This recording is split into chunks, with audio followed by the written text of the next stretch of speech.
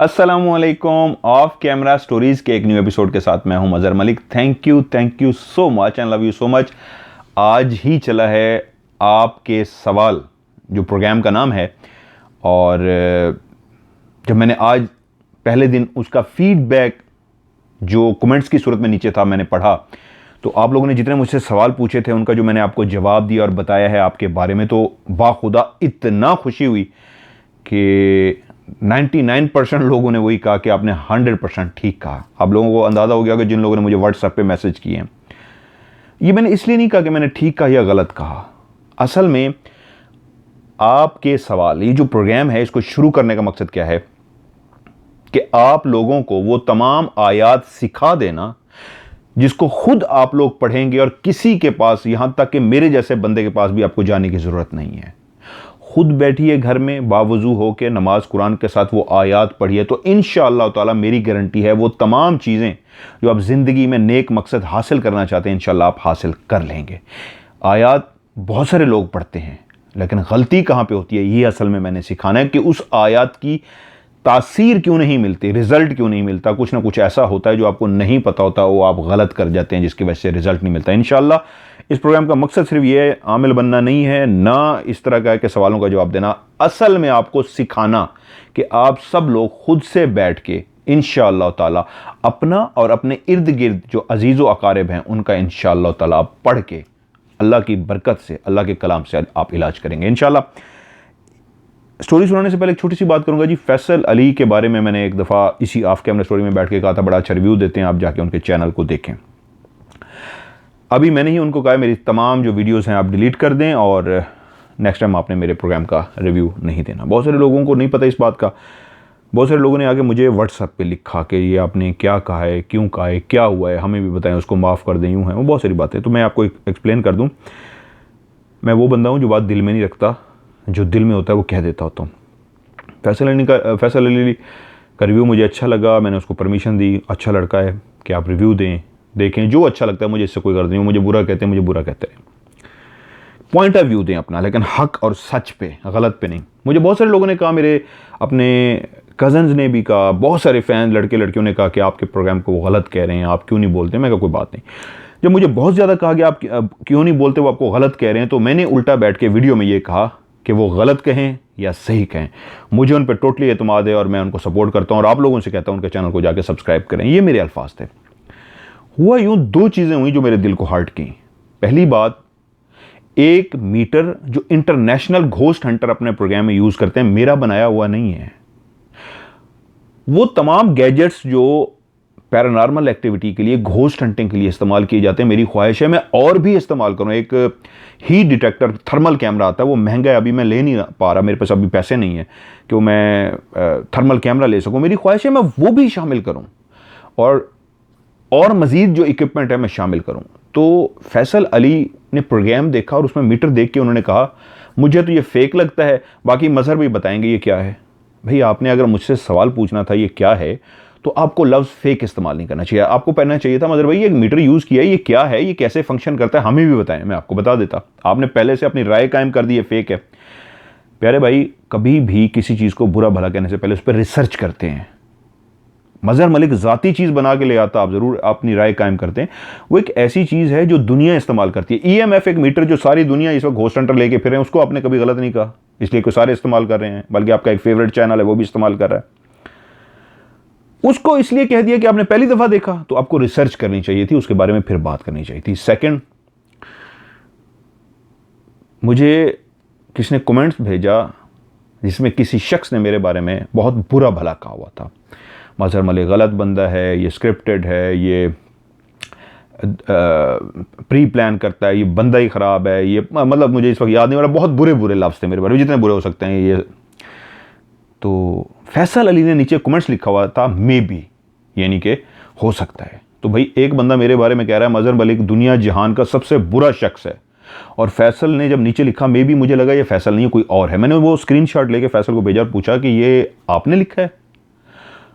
तो उन्होंने कहा ये मेरे एक रेगुलर व्यूअर हैं और कमेंट्स करते रहते हैं, इसलिए मैंने कमेंट्स किया। मैंने कहा भाई मैंने कोई बात ही नहीं की, फैसल अली रिव्यू देते हुए बात करे ये चीज़ ठीक है, और ये गलत है, इट्स ओके, फेयर है। लेकिन अगर कोई कह रहा है मजहर मलिक तो है ही टोटली फेक और आप उसकी हाँ में हाँ मिला के कह रहे हो हाँ हो सकता है, तो आपको किसने हक दिया है कि मेरे प्रोग्राम को रिव्यू करें या मेरे प्रोग्राम को आप ये बैठ के कहें हाँ हाँ ये सच है। जब आपने भी कह दिया मेरा सारा प्रोग्राम फेक है, तो भाई जो आपको प्रोग्राम अच्छा लगता है और जिसका रिव्यू करना आपको अच्छा लगता है तो आप उसको रिव्यू कीजिए, मेरे प्रोग्राम को आप रिव्यू नहीं कीजिए। अगर मैं इतना ही बुरा हूं तो मुझे माफ़ कीजिए, इसलिए मैंने कहा मेरी वीडियो डिलीट कर दें। अल्लाह उनको खुश रखे।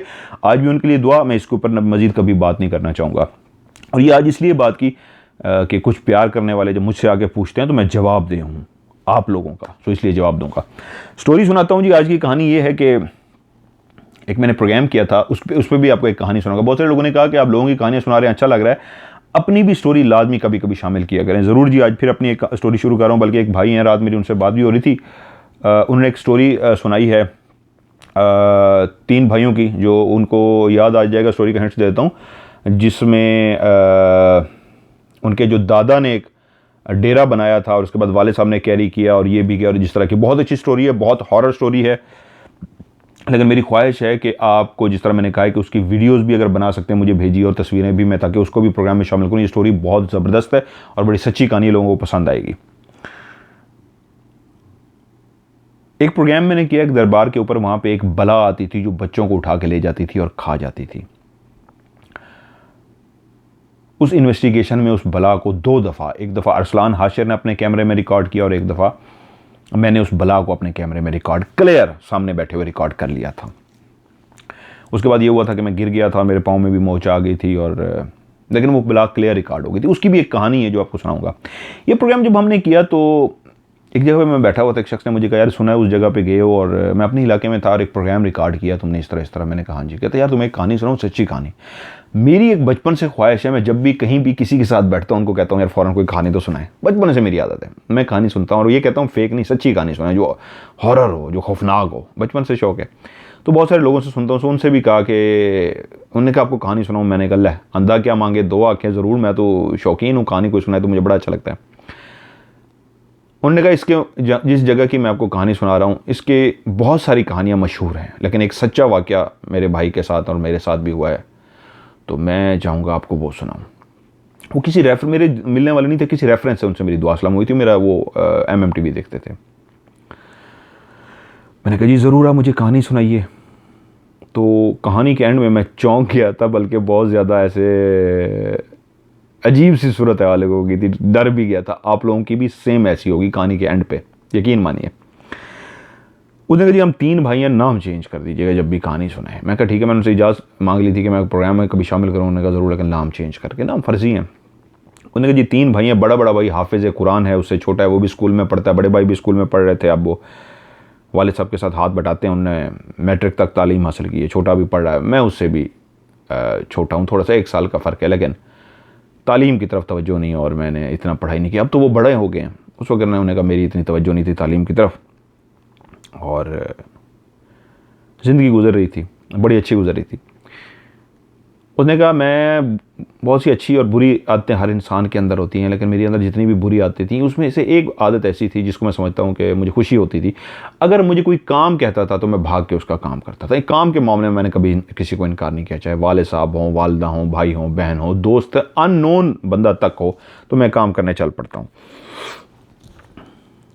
उन्होंने कहा एक दफ़ा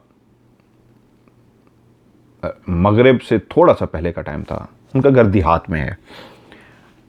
उनने कहा जी भाई जो थे हाफिज़ साहब और जो छोटा था वो मोटरसाइकिल लेके कहीं गए हुए थे मोटर बाइक पे, तो घर में सिर्फ मैं था, और वाले साहब की तबीयत उन दिनों में ठीक नहीं थी। तो वालदा इंतज़ार कर रही थी कि भाई दोनों आ जाएं, मगरिब होने जा रही है, रात होने जा रही है, तो वो जाके उनकी दवाई ले जाए, उनकी मेडिसिन ख़त्म है। जिस जगह पे वो दोनों भाई थे शायद मोबाइल मिल ना रहा था या नहीं मिल रहा था, ये तो मुझे भी ना मैंने पूछा ना उन्होंने बताया मोबाइल का दौर था या नहीं था, क्योंकि काफ़ी जो वाक़यात होते हैं ये काफ़ी पुराने होते हैं। तो उन्होंने कहा जी, वालदा ने कहा आप क्या करें, रात होती जा रही है, वो किस वक्त आएंगे, शॉप्स बंद हो जाएंगी, वरना शहर जाना पड़ेगा, वो दूर है, तो आप क्या करते हो, वहाँ जाके आप ले आते हो, है तो दूर लेकिन ये पैदल जाना पड़ेगा। उन्होंने कहा माँ जी कोई मसला नहीं, मैं जाके ले आता हूँ, मसला ये है वो पता नहीं कब आते हैं, लेट हो जाएँ तो फिर वाले साहब को टैबलेट खिलानी ज़रूरी है, मैं चला जाता हूँ। वो कह रहा जी मैं घर से निकल पड़ा, कह रहा है मदर भाई मैं सिगरेट छुप के घर वालों से पीता था उन दिनों में, तो मैंने कहा अल्लाह मालिक। कहता है मैं जी चला हूँ, अभी लाइट थी, अंधेरा नहीं हुआ था, मगरिब होने वाली थी।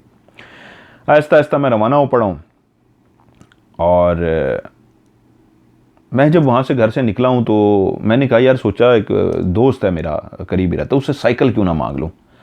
वो गरीब सा बंदा है तो उससे ज़रा साइकिल मांगूंगा। उसके साइकिल की एक ख़ास निशानी कहता ये थी कि वो उसने ना एक शीशे लगाए हुए थे साइकिल के ऊपर, दो मोटरसाइकिल वाले, जो मोटरसाइकिल पे बाइक पे शीशे लगते हैं ना, वो वाले उसने ऊपर लगाए हुए थे। और दोनों के साथ वो खूबसूरती के लिए फुंदने से होते हैं, वो उसने लगाए हुए थे, बड़ा सजाया हुआ था साइकिल।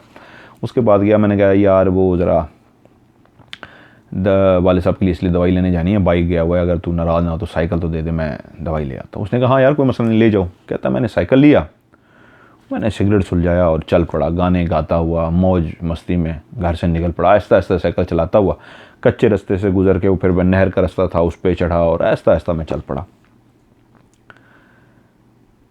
कह रहा है मुझे कोई 20-25 मिनट हुए थे साइकिल चलाते हुए कि मुझे दूर से ना एक बूढ़ी औरत बेचारी बैठी हुई नज़र आई। और उसके साथ अमूमन लोगों ने देखा होगा देहात के अंदर घास जो जानवरों के लिए चारा होता है, वो काटने के बाद एक कपड़े में लपेट लेते हैं और उसको बांध देते हैं। और कोई अगर बुज़ुर्ग खातून हो तो वो इंतज़ार में होती है कोई आए, वो उठा के उसके सर पे रखे। मैं आज ही मेरी बात हुई है, सॉरी याद आ गया, मेरा वीर है सईद भाई, उनके लिए ढेर सारा प्यार और ढेर सारी दुआएं। सईद भाई जो आइडिया आपने डिस्कस किया, इंशाल्लाह मैं उसको ज़रूर प्रोग्राम में शामिल करता हूँ। लव यू सईद भाई। वो कह रहा है जी मैंने देखा एक बूढ़ी औरत बैठी हुई है और वो इंतज़ार में, दूर से मुझे नज़र आ गई। अब ये लाइट थी, अंधेरा होने वाला था कि कोई आए और ये उठा के उसके सर पे रखे। कह रहा जी मैं उसके करीब गया, मैं सर की मुझसे पूछा हाँ अम्मा क्या क्यों बैठी, कि माँ जी क्यों बैठी हो। तो उसने कहा बेटा इस इंतज़ार में थी कोई ये उठा के मेरे सर पे रखे तो मैं इसको, वो सामने मेरा उधर घर है तो मैं उधर ले जाऊँ, झोंपड़ी लगाई हुई है मैंने। तो उसने कहा माँ जी उठे, मैं आपके सर पे रखता हूँ। कहता है मैंने उसको उठाया तो मुझे अंदाज़ा हुआ काफ़ी भारी है, तो मैंने उसका कहा माँ जी ये तो बहुत ज़्यादा भारी है। तो कहते हैं बेटा क्या करें, छोटे बच्चे हैं घर में और कोई है नहीं, तो एक ही दफ़ा काट के ले जाती हूँ, रोज़ तो मेरे लिए भी उठाना मुश्किल है, बूढ़ी औरत हूँ। तो कहता है मैंने जब उठा के उसके सर पे रखा तो मुझे अंदाज़ा हुआ बूढ़ी औरत खड़ी तो हो गई, लेकिन इतना वज़नी था वो सामान कि मुझे लगता था ये नहीं जा सकेगी। तो उसे मैंने कहा अम्मा चल मैं वहाँ पे तुम्हें छोड़ आता हूँ। तो कहती है नहीं नहीं बेटा तुम्हें तकलीफ़ होगी, मैं चली जाऊँगी। ये तो नहीं नहीं मैं छोड़ आता हूँ, क्योंकि मुझे अंदाज़ा हो गया कि ये काफ़ी भारी है। अब अम्मा जब खड़ी हुई तो कहता है अम्मा को मैंने गौर से देखा तो उसके कपड़ों से, उसकी जूती से एक गुर्बत सी थी जो झलक रही थी। उसके पाँव में जो जूती थी वो टूटी हुई थी, उसके जो कपड़े थे वो मैले कुचैले थे, उन कपड़ों पे घास के निशान थे। यकीनन घास काटते हुए वो बैठी होगी, वो हर जगह से घास पे निशान लग गए थे ग्रीन ग्रीन। और उसके हाथों के ऊपर झुर्रियाँ पड़ी हुई थी, चेहरा तो वैसे ही बुजुर्ग होने की वैसे झुर्रियाँ उस पर थीं। कहता है मैंने सामान जो था वो जो चारा था, वो गठरी टाइप जो थी, वो उठा के मैंने पीछे जो एक बना होता है साइकिल के पीछे, उसके ऊपर रखी और ख़ुद भी पैदल चलना शुरू कर दिया। और अम्मा को कहा आ जाओ। अम्मा ने भी पैदल चलना शुरू किया। मैंने कहा माँ जी कहाँ है घर तुम्हारा। उसने कहा वो सामने। तो मैंने सामने देखा वो एक वीरान खंडर सी इमारत थी दरख्तों वाली, वो तो जंगल सा था। मैंने उससे पूछा अम्मा इधर किधर रहती हो। उसने कहा बेटा मुझे काफ़ी टाइम हो गया, यहाँ पे मेरी झोंपड़ी है, मेरे छोटे बच्चे हैं, तो मैं यहाँ आके रहना शुरू हो गया हूँ। मेरे जो घर वाले थे उन्होंने मुझे निकाल दिया है, तो अब यही मेरा ठिकाना, यही मेरा बसेरा, मैं यहाँ पे रहती हूँ। तो कहता है मैं उसके साथ चलता हुआ गेट तक पहुँचा। तो जब मैंने गेट पे पहुँचा तो मैंने साइकिल वहीं खड़ी कर दी। मुझे कहती है ले आओ साइकिल अंदर ले आओ। मैंने कहा नहीं माँ जी मैंने जाना, देर हो जाएगी, मैं आपको छोड़ देता हूँ। क्योंकि उसने कहा मेरा अंदाज़ा यही था झोंपड़ी करीब ही होगी। साइकिल को वहीं बाहर कहता है मैंने बड़ी स्टैंड पर लगाया और वो उठा के अपने सर पे रखा। लेकिन गेट खोल के जैसे ही दाखिल हुआ तो अंदाज़ा हुआ कि उनका जो झोंपड़ी टाइप बनी हुई थी वो काफ़ी फासले पे थी, करीब नहीं थी। लेकिन मैं अब अंदर आ चुका था, जवान था। मैंने कहा यार अब दोबारा साइकिल लेने जाऊँ, बड़ी अजीब सी बात है। बूढ़ी कहेगी इतना भी अब ये जवान रह गया कि मैं अकेले उठा के ले जाती हूँ और ये अब इतनी सी जगह के लिए साइकिल उठा रहा है। मैंने कहा साइकिल बाहर ही खड़ी रहे और गठरी मैंने सर पे रखी और चलता हुआ उस झोंपड़ी की तरफ चला गया जो सामने थी। अब मगरिब का टाइम हो चुका था, अंधेरा जो था आहिस्ता आहिस्ता शुरू हो रहा था। हुआ नहीं था क्योंकि जब सूरज ढलता है, मगरिब होती है, तो घुप अंधेरा होते तकरीबन कोई आधा घंटा पौना घंटा लग जाता है। यही हुआ वो लेके उस झोंपड़ी के पास गया तो उसने लकड़ियां थी इकट्ठी करके एक मट्टी की एक चूल्हा टाइप बनाया हुआ था, हम इसको सराइकी में चुल कहते हैं, चुल, मट्टी की एक उसने चूल्हा टाइप बनाया हुआ था और उसके अंदर लकड़ियां रखी हुई थी। और मुझे कहती है बैठो बेटा, फिर 2 मिनट के बाद चले जाना, मेरा भी दिल बहल जाएगा। तो कह रहा मैं भी वो एक जिस तरह होता है ना इंसान, मैंने मेडिसिन लेने रहा था लेकिन एक बूढ़ी की हेल्प करके इस तरह यहाँ छोड़ा, तो मैंने कहा चल यार 2 मिनट। उसने कहा पानी पी के जाना। चलो मैंने कहा एक वहाँ पे एक रिवायत होती है पानी पिलाते हैं ज़रूर बेटा। उसने कहा पानी पी के जाना। उन्होंने कहा मैं बैठ गया, चलो माँ पानी ले आया, मैं पानी पीता हूँ और उसके बाद चल पड़ता हूँ।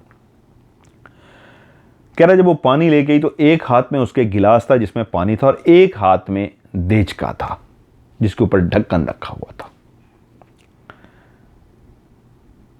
उसने वो देचका जो था वो इस तरह लेके आई कि उसने यूं उसको पकड़ा हुआ था जिससे लगता था वो काफी वजनी है, और उसने मेरे सामने ही वो देचका उस चूल्हे के ऊपर रख दिया जिसके नीचे लकड़ियां पहले से रखी हुई थी। मुझे उसने पानी पेश किया, ये लो बेटा पानी। पहले चूल्हा रखा फिर मुझे पानी दिया।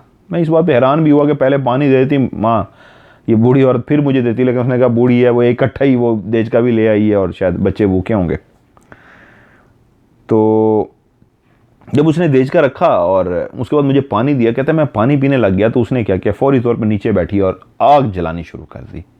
घास फूस वो नीचे उन लकड़ियों के अंदर रख रही थी और उसको जलाने के लिए वो एक लोहे की बनी हुई थी पाइप टाइप सी थी, उसके अंदर वो फूंके मारी थी कि आग किस तरीके चल जाए। तो मैंने कहा माँ जी हट जाओ मैं जला देता हूँ। तो कहती नहीं नहीं नहीं मैं जला लूँगी। और मैंने कहा भी हट जाओ मैं जला देता हूँ। तो लेकिन उसने मुझे फिर भी करीब नहीं आने दिया कि इतनी सी बात है मान जाती है, लेकिन वो नहीं मानी, कहती नहीं नहीं नहीं मैं खुद जला लूँगी। उसी वक्त एक छोटी बच्ची सी बाहर निकली, एक झोंपड़ी टाइप जो उसकी बनी हुई थी। झोंपड़ी से मुराद ये है जिस तरह मुख्तलिफ कपड़ों को आपस में जोड़ के बहुत सी जगहों से फटे हुए भी होते हैं, खैमा टाइप जिस तरह होता है, वो तो बड़ा अच्छा होता है, मॉडर्न होता है कैंप जो होता है। ये ऐसे होता है कि इसके चारों तरफ रस्से होते हैं, नीचे रस्से ज़मीन के अंदर कील गाड़ के इस तरह बांधे होते हैं और एक ज़बरदस्ती एक छोटी सी झोंपड़ी बनाई हुई होती है। उसके अंदर इंसान चारपाई नहीं डाल सकता, कोई नीचे की चीज़ बिछा के सिर्फ सो सकता है। तो उसने वो अभी पानी ही पी रहा था कि उस झोंपड़ी से अंदर उसका कहना ये एक छोटी सी बच्ची निकल गई। वो बच्ची की शक्ल से, कपड़ों से और नंगे पाँव से लगता था कि ये इंतहाई गुर्बत के हालात में है, कोई अच्छे हालात में ये लोग नहीं हैं। क्योंकि वो एक बूढ़ी थी और उसके साथ बच्ची थी। तो मैंने वहाँ पूछा माँ जी ये कौन है? उसने कहा क्या पूछते हो, अगर टाइम है तो 2-4 मिनट बैठ जाओ, ये मैं जब तक चढ़ा लूँ आग भी लगा लूँ, तुम भी चले जाना, मैं तुम्हें बताती हूँ।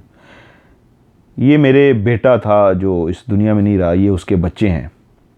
तो जिस गांव में मैं रहती थी वहाँ से सब कुछ उन्होंने मेरा कब्ज़ा किया और इस तरह किया कि मैं चलिए मैंने वापस ज़रूर जाना, अपनी चीज़ें लेनी है, लेकिन अब यही बसेरा है। तो ये उसकी मेरी यादें हैं, इस बच्ची के साथ जुड़ी ये मेरी छोटी वो है।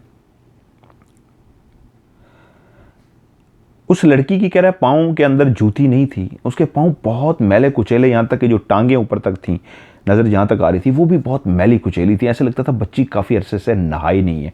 था तो उसका रंग फेयर, लेकिन मैल की वजह से और शायद गुर्बत की वजह से अजीबो गरीब सा हो रहा था, जैसे मैल जमी हुई हो, मैली कुचेली सी बच्ची थी। कहता है मैंने पानी पिया, पानी पीते हुए उस खातून की, बूढ़ी औरत की बातें भी सुन रही थी। तो बच्ची आई, उसने मुझे देखा और मुझे देख के मुस्कुराई। मुस्कुरा के उसने अपनी ज़ुबान निकाल के होंठों पे फेरी, जैसे मुझे लगा उसको भूख लगी हुई है। तो कहता है मैंने वैसे ही शरारतन उसको पूछा कि सराकी में कि तुम्हें भूख लगी है? तो उसने आगे से हंस के कहा, उसके चेहरे पे मुस्कुराहट आई और एक अजीब सी बच्ची के चेहरे पे मुस्कुराहट थी, और उसने कहा हाँ, इस तरह गर्दन हिलाई के भूख लगी है। मतलब बहुत छोटी नहीं थी, थोड़ी सी बड़ी थी।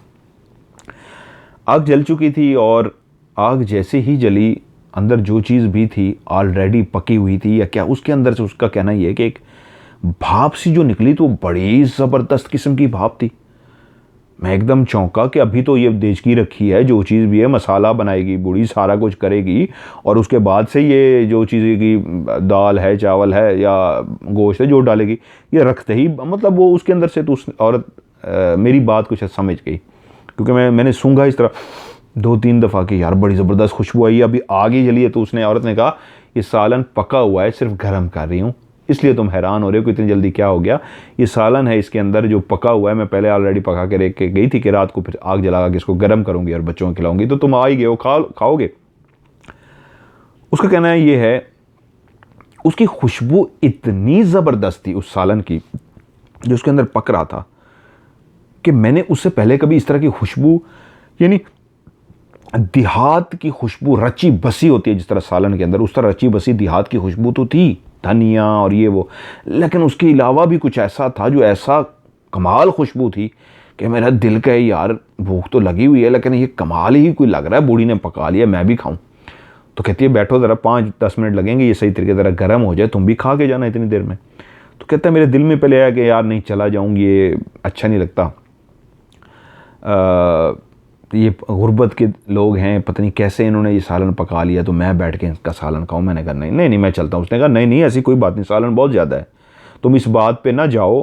पता नहीं कैसे कहता है, उसको मेरी दिल की बात समझ आ रही थी। दूसरी दफ़ा उसने मुझे कहा नहीं, इस मतलब पहली दफ़ा जब मैंने सूंघने की कोशिश की तो उसको अंदाज़ा हो गया कि मैं ये सोच रहा हूँ कि इतनी जल्दी कैसे पक गया, तो फ़ौरन बोल पड़ी पहले का पका हुआ है। और अब जब मैं ये सोचने लगा कि नहीं यार ये गरीब लोग हैं और मैं कैसे इनका खाना बैठ के खाऊं, पता नहीं इनके पास कम है या ज़्यादा है या यही खाना कितने दिन खाते हैं, तो फ़ौरन बोल पड़ी नहीं ऐसा सोचने की ज़रूरत नहीं है, खाना बहुत है, आप खा के जा सकते हो आराम से, ऐसी कोई परेशानी वाली बात नहीं है, हमारे पास बहुत है अल्लाह का दिया। तो कहता मैं हैरान हो गया कि इस बूढ़ी ने कैसे मेरे दिल की बात जान ली कि मैं ये सोच रहा था। फिर मैंने कहा हो सकता है यार हर इंसान जिस तरह बैठेगा कि गरीब सी जो झोंपड़ी में रहती है उसके पास गोश्त इस तरह की चीज़ें होंगी तो बड़ी मुश्किल से आई होगी, तो मैंने इसलिए भी सोचा, तो इसलिए उसने अंदाज़ा लगा लिया। कह रहा मैं वहीं पे बैठा हुआ था तो बूढ़ी मुझे कहती है ज़रा बैठो बेटा, मैं अंदर से कुछ चीज़ें लेके आऊँ। कहता मैं वहीं पे बैठ गया। अब अंधेरा हो रहा था और मेरे दिमाग से ये बात बिल्कुल निकल गई थी कि मैं असल में वाले साहब के लिए टैबलेट लेने के लिए आया था। मैं ऐसा वहाँ पे बैठा, ठंडी ठंडी कहता है, ऐसे हवा चल रही थी, मौसम बड़ा ज़बरदस्त हो रहा था और पता नहीं क्या कहता है मेरे ऊपर ऐसा जादू सा हुआ कि मुझे मज़ा आने लगा और मैं बैठ गया। जिस जगह पे कहता है मैं बैठा हुआ था वो एक टूटी हुई सी चारपाई थी जिसके 3 पाए तो मजबूत थे, जो एक चौथा उस साइड का पाया था वो ज़रा टूटा हुआ था। तो मैं कहता है इस साइड पे बैठा हुआ था करके कि पाया ये वाला टूट ना जाए क्योंकि वो टेढ़ा हुआ था। बूढ़ी अंदर चली गई, मतलब उसकी जो साइड पे झोंपड़ी बनी हुई थी, ये चूल्हा उसने झोंपड़ी से थोड़ा सा दूर बनाया हुआ था। चारा जो वो लेके आई वो उसके जानवर थे जो मेरे करीब ही बंधे हुए थे। 2-3 बकरियां थीं और इस तरह की भेड़ें थीं और बकरियां थीं और बकरियां के छोटे छोटे बच्चे भी थे। जो बच्चे थे वो आज़ाद कहते हैं फिर रहे थे वहाँ पे, और बकरियां जो थी वहाँ पे बंधी हुई थी। दरख्त था जिसकी छाँव के नीचे मैं बैठा हुआ था, सामने चूल्हे पे वो सालन गर्म हो रहा था। मेरा दिल इतना कर रहा था कि यार ये पके और मैं खा के जाऊँ। फिर कहता मैंने सोचा यार अगर खा लिया ना तो फिर आते जाते ये बूढ़ी का घर तो एक तो लिया है, आते जाते इसकी कोई मदद कर जाऊँगा, चलें ये अपना कुछ कर लेगी। लेकिन मैं फैसला कर चुका था कि खाना मैं आज खा के जाऊँगा, इतना मज़ेदार जिसकी खुशबू है, चखूँ तो सही। बूढ़ी अंदर गई, उसको गए हुए कहता है 5-6 मिनट आए हुए थे तो मुझे जो वो छोटी सी बच्ची जो एक दफ़ा आई थी ना वो बाहर आ गई। तो मैंने उससे वैसे जिस तरह बच्चों से प्यार से बात करते हैं उससे बात की और उसको कहा तुम्हारे और बहन भाई हैं, मतलब उसको सराइकी में कहता है। मैंने उससे पूछा कि तुम्हारे और क्या और भी बहन भाई हैं, तो उसने यूँ हाँ हिलाया। तो मैंने कहा कहाँ हैं, तो उसने मुझे यूँ इशारा किया आओ तुम्हें दिखाऊं। अब बच्ची थी, कहता है मैं पहले तो बैठा रहा, फिर वो मेरे करीब आ गई और जब मेरे करीब आई तो उसने आके बाकायदा मेरे हाथ को यूँ पकड़ने की कोशिश की जैसे वो कह रही आओ तुम्हें दिखाऊं।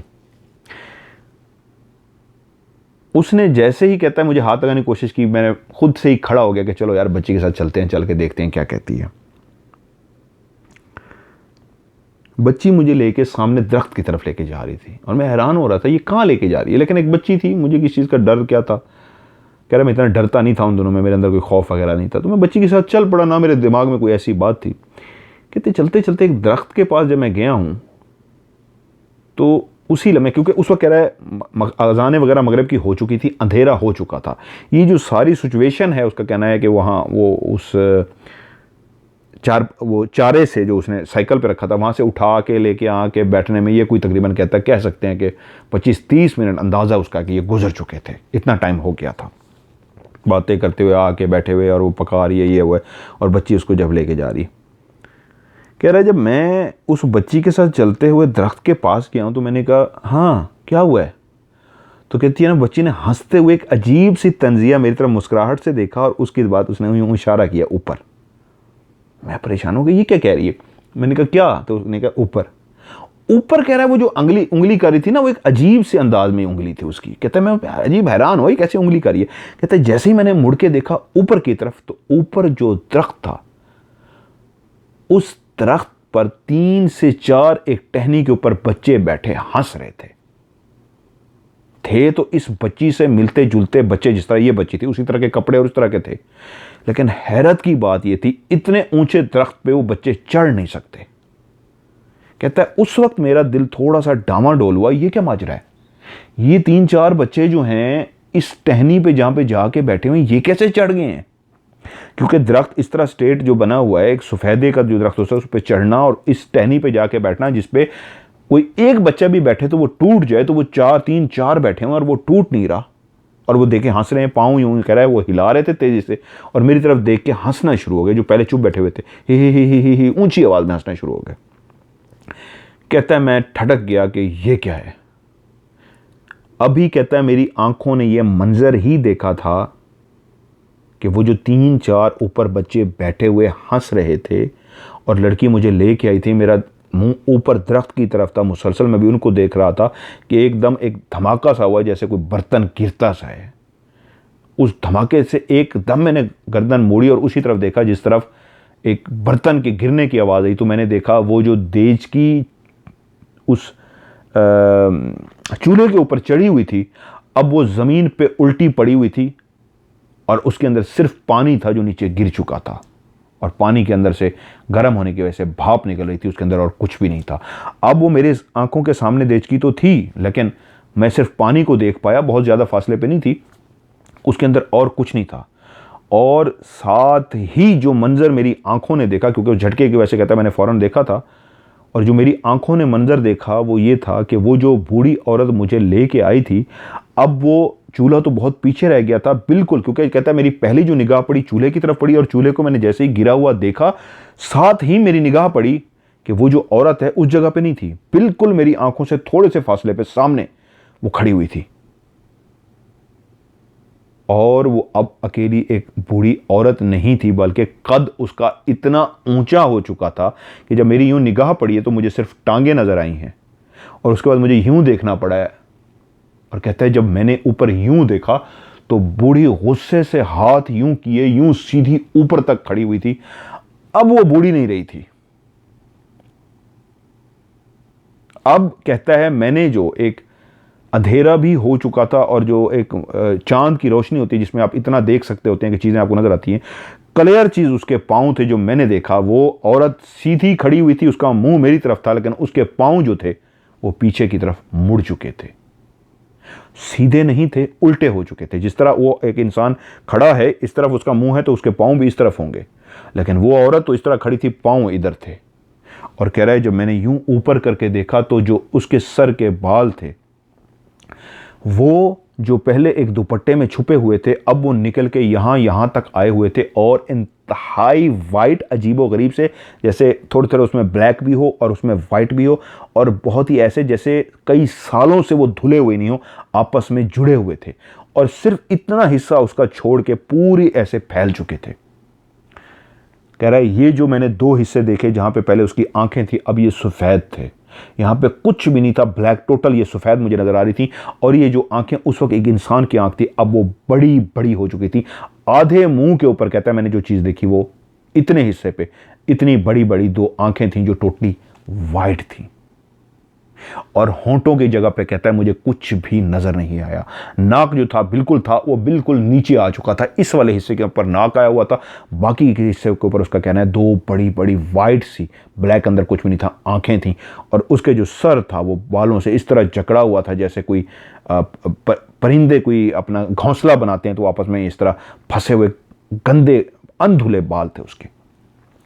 और उसके जो हाथ थे उसके नाखून बहुत ज़्यादा बढ़ चुके थे और बाजू तो इतना लंबे नहीं थे लेकिन उसके जो हाथ थे कह रहा है वो बहुत ज़्यादा लंबे थे, तकरीबन एक हाथ इतना बड़ा बड़ा था उसका, लंबा, चौड़ा नहीं था, लंबाई में ऐसे लंबा हो गया था, बहुत लंबा। बाजू एक इंसान से थोड़े से लंबे थे, एक्स्ट्रा लंबे नहीं, थोड़े से लंबे थे, लेकिन हाथ जो था वो तकरीबन इतना बड़ा यूँ समझिए एक हाथ था और यूँ लंबा था हाथ।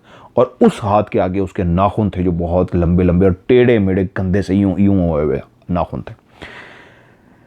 कह रहा है वो ये मंजर जब मैंने इस तरह देखा है उसको सामने खड़े हुए तो वो जिस जगह पे मैं खड़ा हुआ था मुझे ऐसा लगा कि मैं पत्थर का बन गया हूं। क्योंकि अगला मंजर अब जिसको देखने के लिए मैं तैयार था वो कहका था जो मुझे पीछे से सुनाई दिया। साथ ही जैसे मैं मतलब एक होश में आया, उसको यूं देखा, इतना कुछ रजिस्टर किया, उसको यूं देखा और एक बेहोशी किसी आलम में गया। तो कहते हैं उस वक्त मुझे झटका लगा जब किसी ने कहका लगाया, और जैसे ही मैंने मुड़ के देखा, कहका लगाने वाली वो बच्ची थी जो पाँव तो मेरे साथ ज़मीन पे टच कर रही थी, अगला उसका जो धर और उसका ऊपर वाली बॉडी थी वो उन्हीं बच्चों के साथ उस दरख्त पे जाके मिली हुई थी। यानी उसकी पाँव वहीं ज़मीन पे थे और उसका कद इतना लंबा हो गया था कि उन बच्चों के पास उस दरख्त तक वो ऊंची खड़ी हो गई थी। अब वो भी मुझे देख के हंस रही थी, वो तीनों तो चारों तो हंस ही रहे थे। और वो जो बूढ़ी जिसके लंबे लंबे हाथ और इस तरह की आंखें और ये एक अजीबो गरीब सा नोकदार सा ऐसे नाक सा इसका बना हुआ, और उसका रंग कह रहा है ये काला स्याह सा हो गया था, ऐसे नहीं लगता था जिस्म के ऊपर। हाँ, एक और चीज़ उसने मुझे बताई कि इसका ये वाला जो पार्ट था, ये वाला जो ये अंदर को घुसा हुआ था, इस तरह था। कह रहा है वो आज तक मुझे उसका फेस इसलिए याद है कि वो मैं ज़िंदगी भर नहीं कहता भूल सकता, कि आँखें, नोज़ यहाँ पे, और ये वाला जो हिस्सा था जिस तरह एक ढांचा होता है, खोपड़ी होती है, ढांचा जिसके ऊपर गोश्त नहीं होता, उसी तरह अंदर घुसा होता है। तो वो ये जगह उसकी अंदर घुसी हुई थी, बिल्कुल अंदर गई हुई थी, मुंह नहीं था। और उसका रंग जो था वो काला स्याह हो चुका था, क्योंकि वाइट आंखें मुझे इसलिए याद है कि वो चमकती हुई मुझे नजर आई थी, बाकी वो ब्लैक थी। और वो जो ऊपर हंस रहे थे वो खड़ी अब उनके साथ हंस रही थी, और वो उसी लंबी होके सामने खड़ी हो गई। अब जो मेरे दिमाग ने सोचना था वो ये था कि या अल्लाह मैं निकलूं कहाँ से, या अल्लाह मैं बचूं कहाँ से, या अल्लाह मैं भागूं कैसे, ये मैं कहाँ फंस गया हूँ। तो इतनी देर में उस बूढ़ी औरत की आवाज़ आई, गोश्त खाओगे? तुम्हारा ही पकेगा आज, वो हांडी मैंने तुम्हारे लिए चढ़ाई है, उसमें तुम्हें काट के डालूंगी, तुम्हें पकाऊंगी। वो जो ऊपर भूखे हैं ना मेरे बच्चे, वो आज तुम्हें खाएंगे। बड़े अरसे बाद तो हमारे हाथ आज शिकार लगा है, और शिकार भी ऐसा हट्टा कट्टा के खाने का मज़ा आएगा, खुशबू अच्छी आ रही थी ना तुम्हें। ये वो बातें उसी लैंग्वेज। अच्छा, बहुत से लोग मुझसे सवाल भी पूछते हैं कि जी जिनात क्या इंग्लिश बोलते हैं क्या? सराइकी जिनात जिस इलाके में रहते हैं उसी इलाके की ज़बान बोलते हैं, जिस मुल्क में होंगे उसी मुल्क की ज़बान बोलेंगे।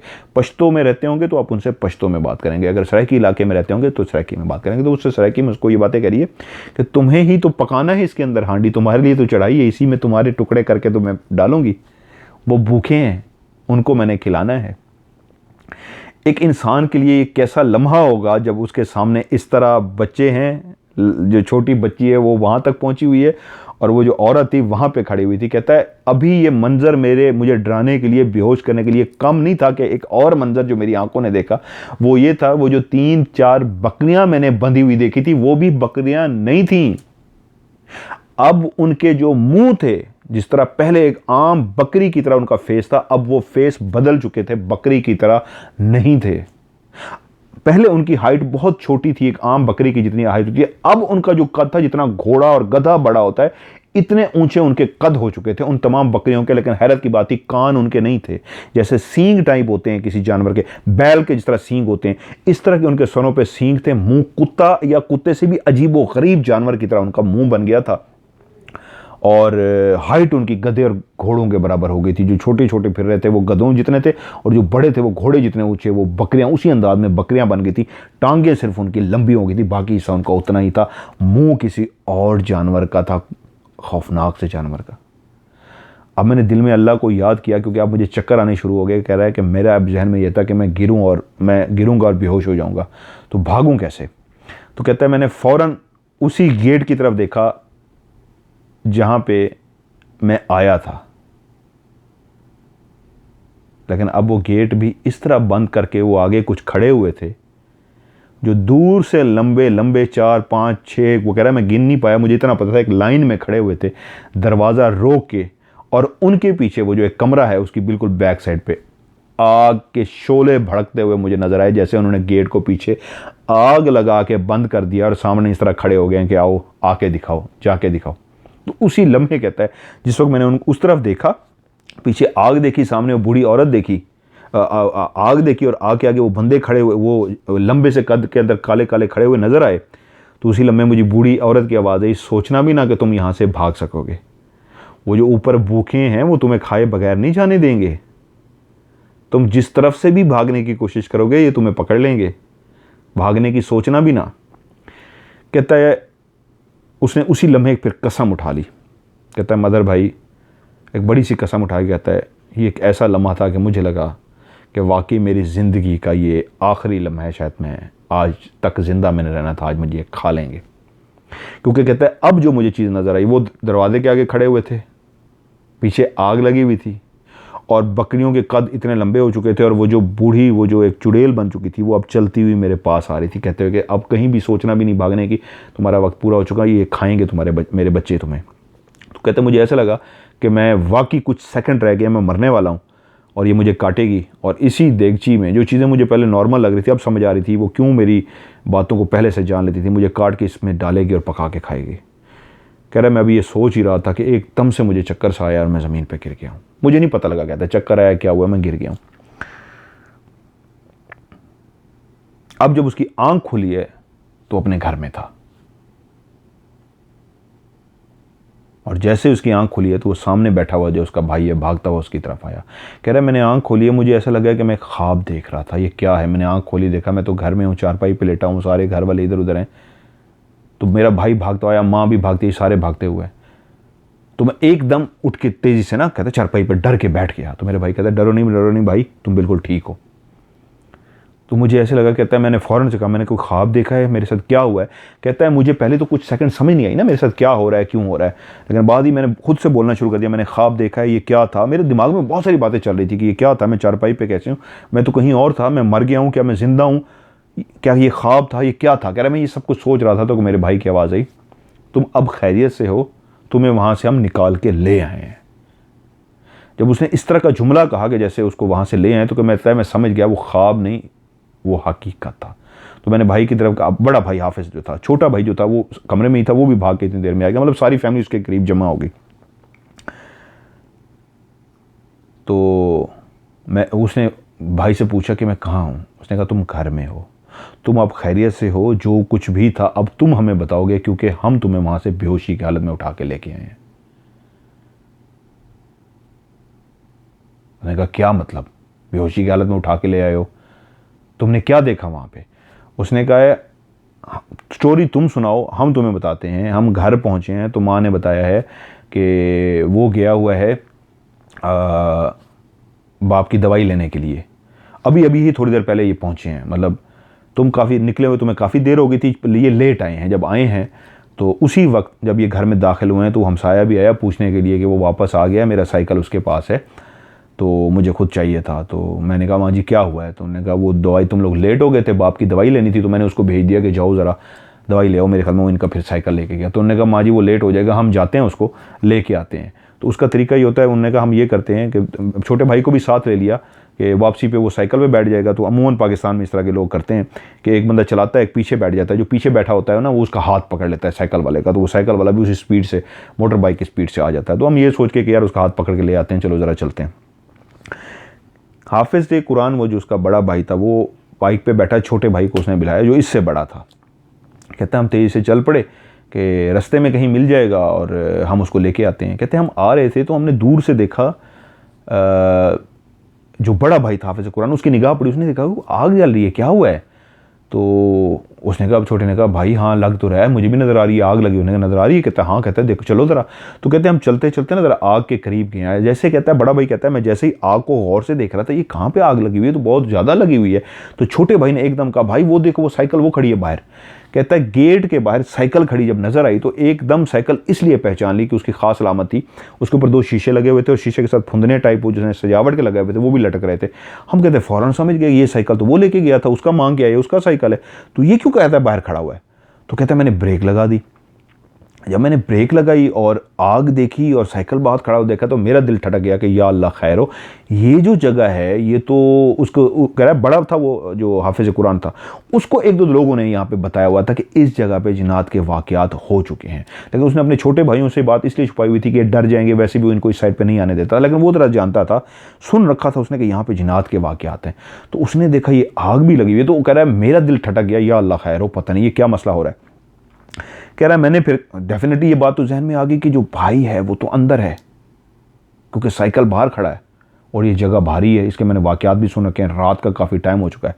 तो कह रहा है मैं तेज़ी से बाइक जो साइकिल के करीब लेके गया हूँ, आग अब थोड़े से फासले पर रह गई। वहीं पे कहता है मुझे जो बात पहले पहले समझ आई, मैंने ऊंची आवाज़ में कुरान मजीद की तिलावत शुरू कर दी, क्योंकि इस जगह पे रात के इस पैर साइकिल का खड़े होना, मैंने कहा ये कोई, क्योंकि अगर चोर डाकू या इस तरह का कहता है, मेरे दिल में ख्याल आता, तो मैं आग एक ऐसी चीज़ जो मुझे पहले नजर आई थी, जिससे मैं अलर्ट हुआ था कि आग बता रही है कि मामला जिन्नात वाला ही है। और कह रहा है ना, मेरे जहन में चोर डाकू का भी खौफ नहीं आया।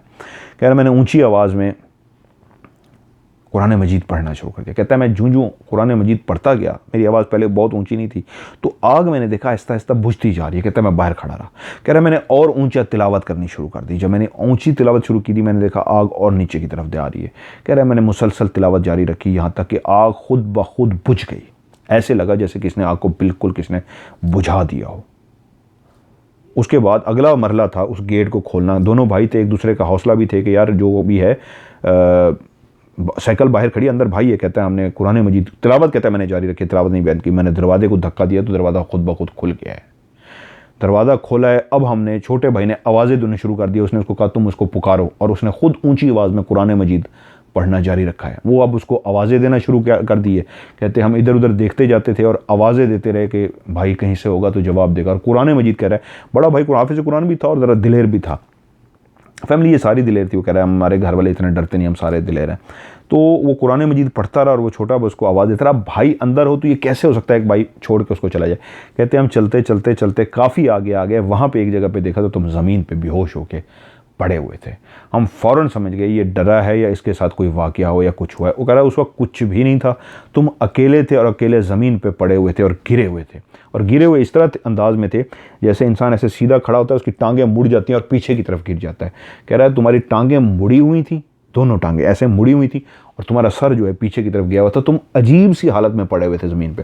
कहता है मैंने कुरान मजीद की तिलावत जारी रखी, वो नहीं बंद की, और तुम्हारे बिल्कुल करीब आए और हम दोनों भाइयों ने मिल के तुम्हें वहाँ से उठाया है। और उसी तरह कुरान मजीद पढ़ते हुए जब गेट पे पहुँचे तो हमने एक आवाज़ सुनी है जो कह रहा है अब आगे तुम बताओगे कि क्या हुआ है, क्योंकि वो आवाज़ अभी भी उस भाई ने कहा कि मैंने भी सुनी और छोटे ने भी सुनी है, दोनों को क्लियर आई थी। आज बच गए हो, आइंदा नहीं बचोगे। एक आवाज़ जो कहती सुनी, एक औरत टाइप की आवाज़ थी, अजीब सी, जैसे इंसान नहीं किसी और की आवाज़ होती है, हवा के अंदर जैसे कोई बोल रहा हो, हवा जैसी आवाज़ थी।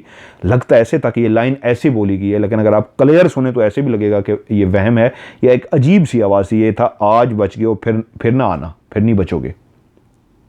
तो उसके भाई ने कहा मुझे भी, हाँ ऐसे, भाई छोटे भाई ने ये कहा मुझे इस तरह की आई है, लेकिन समझ नहीं आई। बड़े ने कहा मुझे ये समझ आई है, क्योंकि आवाज़, हवा जिस तरह शोर पैदा करती है और उसके अंदर आवाज़ आती है, इस तरह की गूंजती हुई आवाज़, इसलिए क्लियर नहीं थी। आज बच के हो, फिर ना आना, फिर नहीं बचोगे। लेकिन था कोई नहीं। हमने मुड़ के देखा, मैं कोई नहीं नजर आया। तुम्हें हमने उठाया, साइकिल खींचा और इस तरह तुम हमें लेके घर पहुंचे। अब तुम बताओ क्या हुआ है। कहता है फिर मैंने अलिफ से लेके ये तक उनको बैठ के अपनी कहानी सुनाई।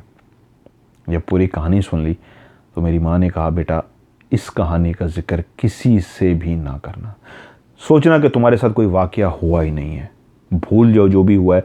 बस एक बात याद रखना, अगर तुम्हारे भाई ने वहाँ पे कुरान ना पढ़ा होता, कुरान मजीद की तिलावत ना की होती, और उस वक्त फौरी तौर पे ये जब बाहर आए हैं और इसने तिलावत पढ़नी शुरू की है, माँ ने कहा शायद ये वो लम्हा था जिस वक्त तुम बताते हो ना कि बाहर आग लगी हुई थी और खड़े हुए थे और वो तुम कह रहे, वो औरत कह रही थी तुम्हें पकाऊंगी खाऊंगी, शायद ये उस लम्हे बाहर आ चुके थे। और जैसे ही उसने कुरान मजीद की तिलावत शुरू की, पढ़नी शुरू की, आग बुझनी कम हुई है तो तुम वहीं पे बेहोश होकर गिर गए हो, या उससे पहले हो सकता है तुम बेहोश होकर गिर चुके हो, क्योंकि जैसे ही कुरान मजीद की बरकत से वो आग आहिस्ता आहिस्ता बुझनी शुरू हुई है तो वो जो मंजर भी था गायब हो गया। वो तुम भी सच्चे हो, वो तुम भी सच्चे हो, लेकिन खुदारा दोबारा कभी भी इस तरह की जगहों पर रात को मत जाना। और उसने उस बेटे को भी कहा जो सबसे छोटा था, आज तुम भी माँ बाप की बहुत से दफ़ा तुमने दिल दिखाया, तुमने माँ होती है, उसने कहा ये शायद तुम्हें उसकी सज़ा मिली है, तुम भी मेरे बेटे हो, आज तुमसे फरमाइश करूँगी कि खुदारा कुरान मजीद सीख लो ताकि तुम्हें भी आना चाहिए। उसके बाद कभी ज़िंदगी में हो तो अगर तुम भी पढ़ सको तो नुकसान नहीं उठाओगे। और उसने कहा फिर मैंने उसके बाद माँ की इस बात को माना, फौरी तौर पर मदर भी मैंने कुरान मजीद सीखा और उसके बाद अल्हम्दुलिल्लाह आज मैं कुरान मजीद पढ़ता हूँ और तिलावत भी करता हूँ। उसके बाद मेरी ज़िंदगी में बाकायदगी आ गई है नमाज की, कुरान की। फिर कहता है जो कभी खौफ नहीं आता था, मैं दीदा दलेर था, हर जगह पे घुस जाता था, फिरता था, डरता नहीं था, फिर मेरे अंदर खौफ आ गया मज़हर भाई। अब मैं कहीं किसी जगह पे नहीं जा सकता, अब जाता हूँ तो डर लगता है। वो मंज़र आज भी मेरी आंखों के सामने इस तरह है कि मैं आज भी सोचूं तो मुझे यूँ लगता है कि सब कुछ मेरी आंखों के सामने खड़ा हुआ है। वो गधे जितने, घोड़े जितने ऊंचे ऊंचे, बकरे बकरियां, वो छोटे छोटे जो उनके बच्चे फिर रहे थे वो गधे जितने हो रहे थे, और गधे जितने बड़े हो गए थे। उनकी टांगें लंबी हो गई थी, बाकी हिस्से उतने थे, और जो बकरियां थी वो घोड़े जितनी ऊंची हो गई थी और चौड़ी हो गई थी। और वो दरख्तों में बैठे हुए बच्चे कह रहा, अच्छा एक चीज़ वो कह रहा है, मैं भूल गया, सॉरी, उन्होंने मुझे बताया था, जो बच्चों के चेहरे शुरू में बच्चों के नज़र आ रहे थे, बाद में कह रहा है जब वो लड़की बड़ी होके ऊंची गई थी, उन तक कद उसका उस लड़कों तक पहुंच गया था, तो अब उनके सबके चेहरे एक जैसे हुए थे, जो इंसानों के चेहरे नहीं थे, वो बदल चुके थे। वो मुझे इतनी भयानक नज़र आ रहे थे कि मैं उनको एक्सप्लेन नहीं कर सकता, क्योंकि इतनी वो दूर थे मुझसे, दरख्तों में उसमें थे, लेकिन इतनी मुझे समझ आ गए थे, जो पहले इंसानों की तरह महसूस होते थे अब वो इंसानों की तरह नहीं थे, वो बदल चुके थे। और वो सामने खड़ी हुई जिस बर्तन को पका रही थी और कह रहा है मुझे खुशबू आ रही थी कि इसमें सालन पक रहा है, खा के जाऊंगा, तो वो सालन नहीं था, वो एक धोखा था जो मेरे लिए था कि वो इतनी खुशबू पैदा की गई थी कि उसको देख के मैं बैठ गया था। असल में उन्होंने मुझे पकाना था, वो देश का उन्होंने मेरे लिए चढ़ाया था। पता नहीं मेरे साथ क्या होने वाला था। हाँ मज़हर भाई, मैंने माँ बाप का दिल दुखाया था, ये सच है। तभी माँ ने कहा दोबारा दिल ना दुखाना, तुम्हें सज़ा मिल गई है। लेकिन माँ होती है, उसने फिर बच्चों को जिस तरह भेजा और वो अल्लाह ताला की तरफ से रहमत पहुंची, उसकी ज़िंदगी लिखी हुई थी।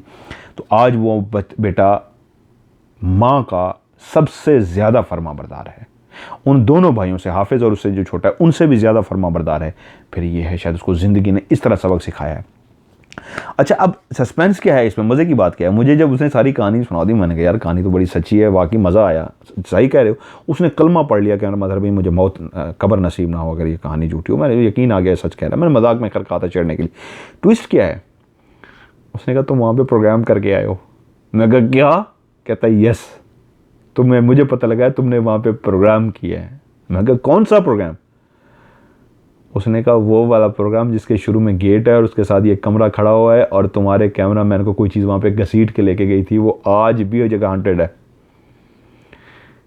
यकीन मानिए, जब मुझे लगा कि वो जगह आज भी हॉन्टेड है और मैं वहाँ पे प्रोग्राम किया, मेरे कैमरामैन को कोई चीज़ वहाँ से घसीट के लेके गई, और जब घसीट के उसको लेके जा रही थी, वो कोई तकरीबन 10-15 फुट तक घसीटता हुआ जा रहा था ज़मीन पे, तो उसी वक्त उसकी टांगों में सांप भी आया था, जो कैमरे ने रिकॉर्ड किया। सांप आया, ब्लैक सा कोबरा सांप यूँ आया ऐसे, और ऐसे जैसे ही हुआ उसी वक्त कैमरे के सामने गायब भी हुआ। और ये लोगों ने पकड़ा था, मैंने भी नहीं पकड़ सका था इस सांप को। लोगों ने कहा यहाँ सांप है, उसकी टांगों में यूँ सांप आया, यूँ उसने किया, और यूँ उसने करने के बाद वो यूँ नीचे बैठा और गायब हो गया।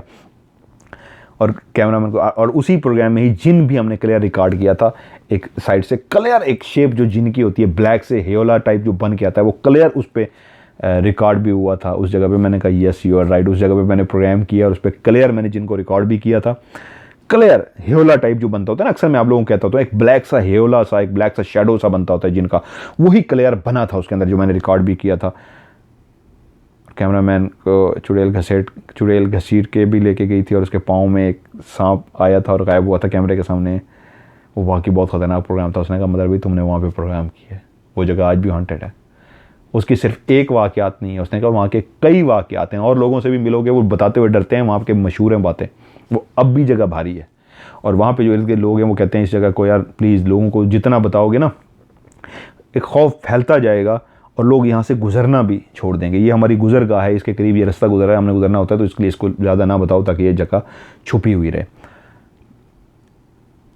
मैं जो आपके सवाल के नाम से प्रोग्राम शुरू किया उसका एक मकसद ये भी है, कुछ घोस्ट हंटिंग के हमारे बहुत सारे प्रोग्राम ऐसे शुरू हो गए हैं जिसका मकसद एक घोस्ट हंटिंग का होता है, इंटरटेनमेंट होता है, लेकिन एक इस तरह के जो जेन्युइन जो चीज़ रिकॉर्ड हो हमें वो दिखाना होता है। लेकिन आज का जो ट्रेंड चल पड़ा और जो दिखाया जा रहा है, खुदा की कसम मुझे अब ये लग रहा है अनकरीब कि हर गली, हर घर, हर मोहल्ला, हर सड़क पे जिन है, और इतनी है कि जहाँ भी आप जाते हैं बंदे गिर जाते हैं, उठा के मारते हैं, पटकते हैं, वटे आने शुरू होते हैं, ज़ख्मी कर देते हैं, लौलहान होते हैं। आप जिनों को कत्ल कर रहे हैं, जिन आपको मार रहे हैं, उठा के मारें। ये सूरत हाल रही तो पाकिस्तान में कोई बंदा घर से बाहर नहीं निकल सकेगा।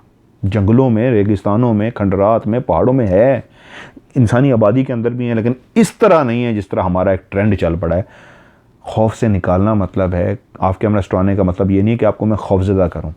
उसका मकसद ये है कि आपका कुछ लम्हा, जो कहानियाँ पहले की थी वो सुनाता हूँ, कुछ लम्हा टाइम अच्छा गुजरे, लेकिन जो ट्रेंड चल पड़ा है और जिस तरफ हम लोग जा रहे हैं उसको कम करना है। खुदारा इस पर मैं एक प्रोग्राम करूँगा बाकायदा से, लेकिन ये बहुत गलत हो रहा है। हम खौफ की कैसी फ़ज़ा बनाने जा रहे हैं कि मुझे ख़ुद को शर्म आती है कि मैं घोस्ट हंटिंग क्यों कर रहा हूँ।